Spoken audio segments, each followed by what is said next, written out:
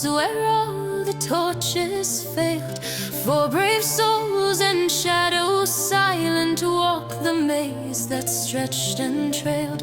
All they knew was time was dying, and their queen was lost below. Every heartbeat felt like thunder, every breath a colder blow. From the darkness rose a figure, tall enough to scrape the roof. One who served the twisted noble, one who stole their queen for proof. Eldest stepped with steel-hard fury, voice like iron drawn to fight. Speak her name and where you hid her, or your soul won't see the light. But the brute just smirked in silence, like the grave upon a hill. Then he tossed a tiny object, mocking, calm and deathly still. Eldest caught it, then he trembled. Rage and terror crushed his chest. All the others felt it strike them cold and sharp as winter's breath. For the man spat wicked laughter, she won't hear you cry for aid. Oh, she sends her sweet regards while being used the way he played.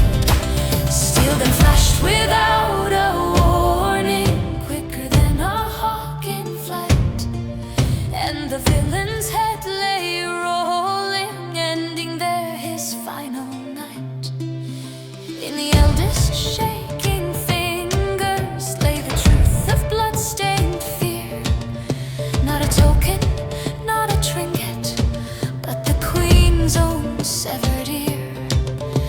Every oath turned red with fury, every vow carved deep in stone. For the queen had tasted torment no heart ever should have known. From the hall beyond came roaring, undead claws and bones awoke. Four men stood as one in fury as the ancient tunnel shook. Find the queen, the eldest thundered. Assassins fled into the black, but they saw the men's faces, twisting beast-like shadows at their backs. Through the maze the assassins hurried, hearing screams and monstrous cries. Couldn't tell if men were fighting or if beasts wore human guise. Every echo felt like thunder rising closer from the floor. Every heartbeat begged for mercy from the horror still in store. Till they reached a chamber dreadful, piled with women left to die, and their queen lay bruised and bleeding, pain still burning in her eyes. By her side the twisted noble, smirking like a broken fiend, with his lackeys and assistant reveling in what he'd seen. Dagger sword like silver lightning, silent, perfect, cold and true. Thugs collapsed beneath the shadows as assassins cut them through. Noble fled into the tunnels with his last surviving hound, while the queen was freed and tended, trembling weak upon the ground.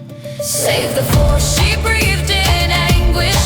They are fighting death alone, but the shadow spoke of danger, something monstrous in its tone.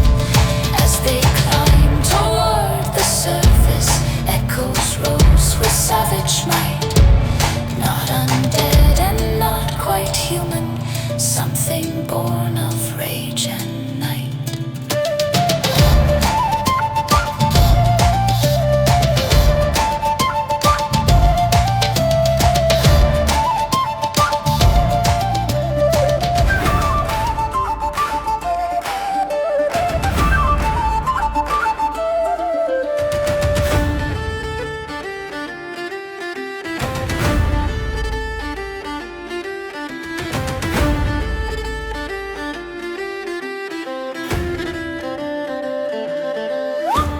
Meanwhile he, the noble, stumbled through a lake of blood and dread, saw the corpses torn and mangled, saw his trusted servant dead. Then the darkness seized the other, dragging him with a vicious roar. Three great beasts tore him like paper as he screamed for help once more. Noble ran till breath betrayed him, till a dead end blocked his run. Footsteps echoed, he turned slowly, faced the eldest, grim as stone. Help me, begged the noble, monsters took my man below. But the eldest simply answered, "There, my friends you saw down there." The noble shook with terror as his sword began to fall, for the eldest showed the scar that told the truth of years of wrong. A home destroyed by ordered fire, a stolen life, a stolen bond, all carried in that single mark the noble once had carved upon him. No gold or promise meant redemption, fear was ruling every breath, for the eldest stood before him as the shadow of his past at last returned. The eldest held his fury tightly, keeping silence in the dark, yet the sight of what was done to her had torn the last restraint apart. He had seen the wounded token, knew the queen was brutalized below, and the weight of all the noble sins left no road for mercy now. So his posture slowly shifted, drawing strength from rage and pain, and the noble understood at once that he would never leave that place again. When one swift blur an arm flew screaming, noble shrieking in the black, mercy begged but none would answer as the eldest never slacked. Slow the torment, sharp the verdict, till the man no longer cried, and the tunnels drank the silence where the wicked noble died. On the surface, tears and sisters, guards and nobles gathered near. Queen collapsed into their arms, but asked, "Where are the four, my dear?" No one knew. The night fell breathless, fear still clinging to the ground, till the earth began to tremble with familiar footsteps sound. From the tunnel stumbled heroes, bloody, torn, but still alive, armor gone and garments shredded, yet their weary hearts survived. Queen ran forward, touched the eldest, felt his pulse beneath her hand.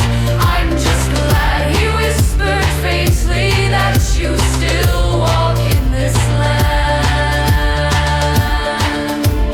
Then they fell to train to answer, guards bore all four souls away. City lord unlocked his mansion, called his healers night and day. Queen stayed close beside their chambers, tears like